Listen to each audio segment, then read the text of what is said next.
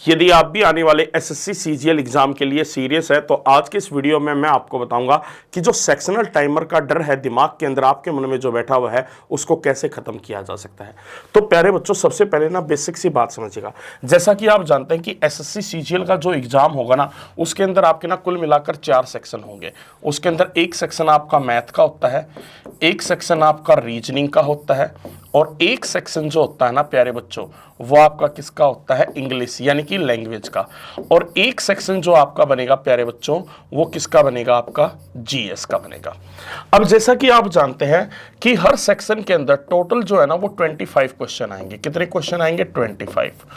अब सवाल ये उठता है कि पहले क्या होता था कि कुल मिलाकर जो ये आपके 100 क्वेश्चन है ना, वो आप सभी को ना मात्र कितने मिनट के अंदर सोल्व करने होते थे, 60 मिनट के अंदर।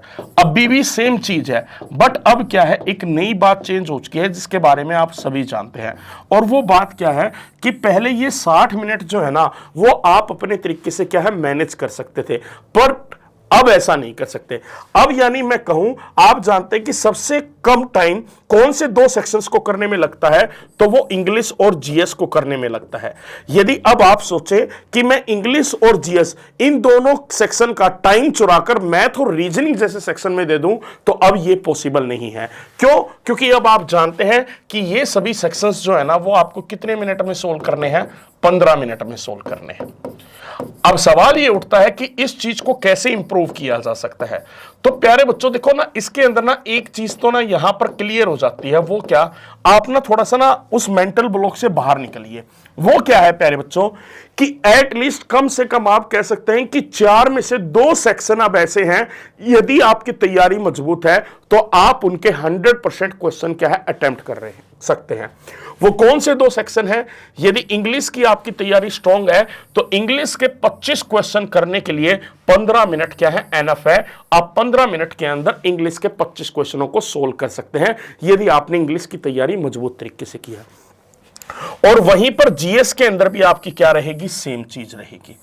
अब सवाल ये उठता है कि मैथ और रीजनिंग ये वो 2 सेक्शन हैं जिनको ना कहीं स्टूडेंट्स लेकर ना परेशान बहुत ज्यादा है कि उनमें सेक्शनल टाइमिंग का कैसे काम चलेगा, कि कैसे हम 15 मिनट के अंदर 25 क्वेश्चनों को अटेम्प्ट कर पाएंगे।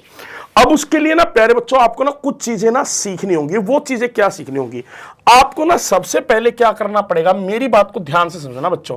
यदि ये स्टेप आप फॉलो नहीं कर रहे हैं तो कहीं ना कहीं आपको परेशानी होगी। यदि आप अंधे तरीके से यूट्यूब की वीडियो देखकर कि देखो कोई आया टीचर, उसने 15 मिनट की वीडियो रिकॉर्ड की और कह दिया कि 15 मिनट के अंदर 25 क्वेश्चन हो जाएंगे, तो बच्चे ऐसा नहीं होता है। इतना आसान नहीं होता है जितना आसान टीचर्स आपको दिखा रहे हैं। उसके लिए कोई बहुत सारी चीजों के ना आपका क्या है, स्ट्रांग होना जरूरी है। और वो बहुत सारी चीजों के अंदर 3 चीज सबसे इंपॉर्टेंट आती है जो आपकी स्ट्रांग होनी बहुत ज्यादा जरूरी है। उसी के अकॉर्डिंग आप क्या है 15 मिनट में 25 क्वेश्चन सोल्व कर सकते हैं मैथ और रीजनिंग सेक्शन के। और वो आपकी स्किल्स कौन कौन सी हैं प्यारे बच्चों, उनमें आपका आता है, एक तो आता है रीडिंग स्किल, ठीक है, एक आता है आपका कैलकुलेशन स्किल, और एक आता है आपका ऑब्जर्वेशन स्किल। अब कहेंगे सर ये चीजें क्या है। देखो बच्चों ना, ये बड़ा ही आपको ना बड़ी ही डीप एनालिसिस के साथ ना एक इंपॉर्टेंट बात बता रहा हूं। इन 3 चीजों के ऊपर आपकी पकड़ है ना, तो कहीं ना कहीं प्यारे बच्चों आप क्या है 15 मिनट के अंदर प्रैक्टिकली मैथ्स के, पता नहीं यदि हाई लेवल के क्वेश्चन आ गए, हार्ड लेवल के, कि मैथ के 15 मिनट के अंदर 25 क्वेश्चन हो पाएंगे या नहीं। यदि ज्यादा हार्ड लेवल एग्जाम के अंदर आ जाता है, यदि आप 15 मिनट के अंदर उन 25 क्वेश्चनों को नहीं बना पाए हैं, तो प्यारे बच्चों इस बात की प्रोबेबिलिटी मैक्सिमम है कि मैक्सिमम स्टूडेंट्स जो है ना वो 15 मिनट के अंदर 25 क्वेश्चन सोल्व नहीं कर पाएंगे। तो उस केस के अंदर आपको डिमोरलाइज होने की जरूरत नहीं है कि केवल आप ही ऐसे नहीं कि जो 15 मिनट में 25 क्वेश्चन सोल्व नहीं कर पाएंगे, पर जो एक्चुअल में यदि लेवल रहा है, जो easy to moderate level SSC CGL जैसे एग्जाम में आता है, तो उसमें 15 मिनट के अंदर 25 क्वेश्चनों को ना सोल्व कर सकते हैं। उसके लिए इन 3 चीजों का मजबूत होना जरूरी है। वो क्या है प्यारे बच्चों, रीडिंग स्किल। अब रीडिंग स्किल से फायदा क्या होता है, मेरी बात को ध्यान से समझना। मान लीजिएगा आपके सामने एक लेंथी क्वेश्चन है, जिस बच्चे की रीडिंग स्किल कमजोर होगी ना, मान लो उसने पूरा स्टेटमेंट 10 सेकंड के अंदर पढ़ा और वहीं पर एक ऐसा बच्चा है जिसकी रीडिंग स्किल यानी पढ़ने की क्षमता जो है ना क्वेश्चन को मजबूत है, तो वो कहीं ना कहीं उसी क्वेश्चन को मात्र क्या है 6 से 7 सेकंड के अंदर क्या है पढ़ लेगा। अब मेरी एक बात बताओ प्यारे बच्चों, क्या आप नहीं समझ सकते कि यहां से आपने हर क्वेश्चन में प्रैक्टिकली कितना समय बचा लिया है ऑन एन एवरेज? तो 3 से 4 सेकंड का समय बचा लिया है।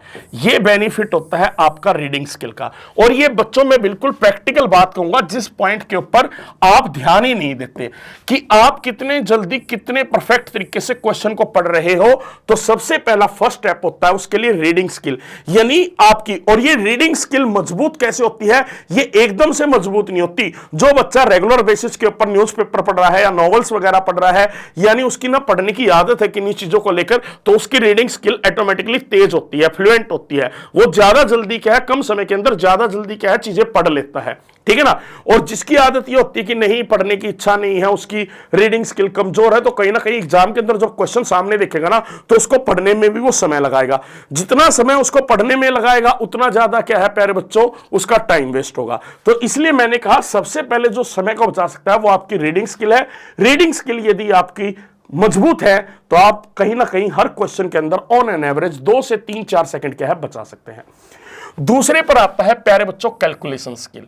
अब कैलकुलेशन स्किल का फंडा क्या है, मैं आपको ना बच्चों प्रैक्टिकली आप ही एक बात देखना प्यारे बच्चों, मैं आपसे ना एक क्वेश्चन पूछूंगा, क्वेश्चन के माध्यम से क्लियर करेंगे। मैंने आपसे एक सिंपल सी बात पूछी बच्चों कि 19 गुना में 11 कितने होते हैं, ठीक है ना।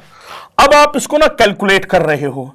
यदि इसको कैलकुलेट करते करते आप लोगों ने इसका आंसर जो है ना वो 209 दे दिया, बट इसके लिए आपने कहीं ना कहीं क्या है प्यारे बच्चों 10 सेकंड का समय ले लिया। और वहीं पर क्या है एक बच्चा स्मार्ट है जिसकी कैलकुलेशन स्ट्रॉन्ग है, वो क्या कहेगा 19 गुना में 11 यानी पार्ट्स में तोड़ लिया, 19 गुना में 10 प्लस 1 190 और 19 209, यानी उसने उस चीज को कैलकुलेट ना मात्र 1 से 2 सेकंड के अंदर कर लिया। मैं मजाक नहीं कर रहा, ये वीडियो जो बच्चे देख रहे हैं कुछ बच्चे ऐसे होंगे जिसने 19 गुना में 11 10 सेकंड के अंदर किया, और वहीं पर कई बच्चे ऐसे होंगे 1 से 2 सेकंड के अंदर 19 गुना में 11 कर दिया। ये देखो कैलकुलेशन स्ट्रॉन्ग होने का मतलब क्या हुआ, आपने इस एक छोटी सी कैलकुलेशन के अंदर प्यारे बच्चों 7 से 8 सेकंड का क्या है अपना समय बचा लिया है। अब यही तो पॉइंट उठता है बच्चों, जैसे यहां पर समय बचा, यहां पर समय बचा। तो प्यारे बच्चों ये एक छोटी छोटी बारीकी की ऐसी बातें हर कोई टीचर शायद आपको नहीं बताएगा। रीडिंग स्किल मैंने पहले कहा, दूसरा कहा कैलकुलेशन स्किल। ये वो दो चीजें हैं जिनसे आप सबसे ज्यादा क्वेश्चन का क्या है समय बचा सकते हो क्वेश्चन के अंदर। अब तीसरा पॉइंट आता है ऑब्जर्वेशन, यानी चीजों को आप कितना परफेक्ट तरीके से ऑब्जर्व करते हो। जैसे फॉर एन एग्जाम्पल इसके अंदर एक बात आती है खास, क्या बात कि मैथ और रीजनिंग के अंदर प्यारे बच्चों, मैथ और रीजनिंग के अंदर आपके कम से कम मैं कहूं 50% क्वेश्चन एग्जाम में ऐसे आते हैं, 50% क्वेश्चंस एग्जाम में ऐसे आते हैं जिनको आप क्या है ऑप्शंस की हेल्प से सोल्व कर सकते हो, ऑप्शंस की हेल्प से सोल्व कर सकते हो। अब वो ऑप्शंस की हेल्प से सोल्व करना, मैं ये नहीं कह रहा कि 1 बाय 1 ऑप्शन को चेक करो, यानी आप अपनी कैलकुलेशन स्किल की मदद से ऑब्जर्व करते हुए ऑप्शंस को एलिमिनेट करो। मैंने क्या कहा, ऑप्शंस को एलिमिनेट करो। अब ऑप्शन को एलिमिनेट करते हुए चलोगे तब आपको यह बात समझ में आएगी। हां, कई क्वेश्चनों में तो हम बेफालतू में इतना टाइम दे देते हैं कि उसको पूरा सोल्व करने की आवश्यकता ही नहीं है। वो क्वेश्चन यदि हम पैरेलली अपनी ऑब्जर्वेशन स्किल के हिसाब से एक तरफ क्वेश्चन सोल्व कर रहे हैं और एक तरफ माइंड के अंदर क्या ऑप्शंस को लेके चल रहे हैं, यदि वो हमारी पैरेलल अटैचमेंट बैठ गई तो हम कई ऑप्शन को तो ना प्यारे बच्चों 10-15 सेकंड के अंदर क्या है खत्म कर देते हैं, तो वहां से आपका क्या है टाइम बचेगा। तो प्यारे बच्चों ये 3 स्टेप आपके लिए बहुत ज्यादा जरूरी है, रीडिंग स्किल, कैलकुलेशन स्किल और ऑब्जर्वेशन स्किल। अब सवाल ये उठता है, अब दूसरा तरीका क्या है बच्चों, जैसे आपने मैंने कहा कि आप जानते हैं कि मेन जो टाइम आपका वेस्ट होगा वो मैथ और रीजनिंग के अंदर हो सकता है, सबसे ज्यादा टाइम वेस्ट होगा मैथ के अंदर। रीजनिंग के अंदर फिर भी मैं कहूं प्यारे बच्चों बहुत क्वेश्चन ऐसे आते हैं जो आप ना 10 सेकंड के अंदर भी सोल्व कर सकते हैं, और मैथ के अंदर भी ऐसे क्वेश्चन होते हैं जो 15-20 सेकंड में सोल्व हो जाते हैं। पर यहीं पर बच्चे पता क्या बात है, क्या सोचते हैं, सबसे बड़ी गलतफहमी बच्चों की क्या है, मैं आपको एक बात बताऊंगा प्यारे बच्चों, सबसे बड़ी गलतफहमी बच्चों की क्या है। बच्चों की सबसे बड़ी गलतफहमी यह है कि वो ये सोचते हैं कि 15 मिनट के अंदर यदि 25 क्वेश्चन करने हैं 15 मिनट के अंदर कितने क्वेश्चन सोल्व करने हैं? 25 क्वेश्चन सोल्व करने हैं। तो वो यहीं से हिसाब लगा लेते हैं कि 1 मिनट में 60 सेकंड, तो 15 मिनट के अंदर 900 सेकंड हो गए, ठीक है ना। तो 900 सेकंड के लिए हमें 25 क्वेश्चन के लिए 900 सेकंड का समय लग गया। तो यहीं से ऑन एन एवरेज जब आप निकालोगे तो आप कहोगे एक क्वेश्चन को सोल्व करने के लिए प्यारे बच्चों 36 सेकंड का समय लगता है। यानी अब यहीं पर सबसे बड़ी गलती बच्चे जो करते हैं ना, वो यहीं पर करते हैं। वो क्या? अब वो अपने माइंड के अंदर एक पैरामीटर सेट कर लेते हैं। जब भी कोई टीचर उनको यूट्यूब पर पढ़ा रहा है या एप्लीकेशन के ऊपर पढ़ा रहा है या ऑफलाइन में पढ़ा रहा है, तो उनकी मानसिकता बच्चों की पता क्या रहती है? अरे सर, ये क्वेश्चन तो 36 सेकंड के अंदर सोल्व ही नहीं हुआ, तो मैं इसको कैसे अटेम्प्ट करूंगा? अरे प्यारे बच्चों, हर क्वेश्चन ऐसा नहीं होता जो 36 सेकंड के अंदर सोल्व हो जाए। आपको प्रैक्टिकली ये बात समझनी पड़ेगी। जैसे मैं कहूं बच्चों, रीजनिंग सेक्शन के अंदर वर्ड एनालॉजी का क्वेश्चन समझ, देखो मैंने कहा India new Delhi, Australia question mark. India की कैपिटल न्यू दिल्ली है, ऑस्ट्रेलिया की कैनबरा है। यदि आप माइंड के अंदर सिडनी सोचकर बैठे हैं तो आप वैसे ही गलत जवाब दे रहे हैं, पर इस क्वेश्चन को सोल्व करने में 5 सेकंड तो लगी, 36 सेकंड थोड़ा ही लगी है प्यारे बच्चों। तो यानी आप समझिए, मैथ और रीजनिंग के अंदर क्वेश्चन जो सेट होते हैं ना, वो इस तरीके से सेट होते हैं कि हर क्वेश्चन 36 सेकंड में सोल्व होगा ऐसा जरूरी नहीं है, क्योंकि कई क्वेश्चन आपके ना अलग अलग कैटेगरी के होते हैं। आपको ऐसे क्वेश्चन भी मिलेंगे जो 10 से 20 सेकंड के अंदर क्या है आप सोल्व कर सकते हो। क्वेश्चन ऐसे भी मिलेंगे जो 20 से 30 सेकंड के अंदर आपके सोल्व हो सकते हैं, और क्वेश्चन ऐसे भी मिलेंगे जो 30 से 40 सेकंड के अंदर भी सोल्व हो सकते हैं। और विश्वास कीजिएगा, यदि मैंने मान लो मैथ के कुछ टॉपिक को कह दूं एडवांस के, या रीजनिंग का पजल टाइप का मैं टॉपिक ले लूं, तो आपको एग्जाम के अंदर ऐसे भी क्वेश्चन मिल सकते हैं जो एक क्वेश्चन 90 सेकंड लेगा सोल्व करने के लिए। पर आपको घबराने की आवश्यकता है क्यों? क्योंकि मान लीजिएगा कि आपके 5 क्वेश्चन ऐसे आए जो 15 सेकंड में सोल्व हो गए, तो आपने 75 सेकंड का समय लिया उन 5 क्वेश्चनों को सोल्व करने के लिए। तो वहीं पर आप ऑन एन एवरेज 36 गुना में 5 मैं बात करूं तो इन क्वेश्चनों को 180 सेकंड दे सकते थे। तो आपने कितना टाइम बचा लिया? 105 सेकंड का समय आपने बचा लिया। और यदि ये 105 सेकंड का समय आप 90 सेकंड के 2 क्वेश्चनों में दे देते हैं, तो कौन सा पहाड़ टूट जाएगा? नहीं टूटेगा ना बच्चों। तो प्रैक्टिकली इसी बात को सबसे पहले अपने माइंड के अंदर क्या है डालना जरूरी है। अब दूसरा सवाल यह उठता है कि इस चीज को ना हम क्या है अपनी प्रैक्टिस को स्ट्रॉन्ग कैसे करें। तो प्यारे बच्चों, सबसे पहले आपको करना क्या होगा कि जो अब लेटेस्ट पैटर्न के मॉक टेस्ट है, जिस भी एप्लीकेशन के ऊपर आपको मिल रहे हैं, वहां से आपको क्या है मॉक टेस्ट के माध्यम से सेक्शनल टाइमर के साथ क्या है प्रैक्टिस करनी जरूरी है। साथ ही साथ मैं आपको बताऊंगा बच्चे, उसमें भी काफी बच्चे बहुत ज्यादा गलतियां करते हैं। अब मैं क्यों कहूंगा प्यारे बच्चों कि यदि किसी बच्चे ने एसएससी सीजीएल 2024 और 25 के क्वेश्चन पेपर नहीं देखे हैं और उसको बगैर देखे किसी का मॉक टेस्ट आप परचेज कर रहे हैं, तो ये आपकी सबसे बड़ी क्या होगी? गलती होगी। अब मैं क्यों कह रहा हूं ये आपकी सबसे बड़ी गलती है?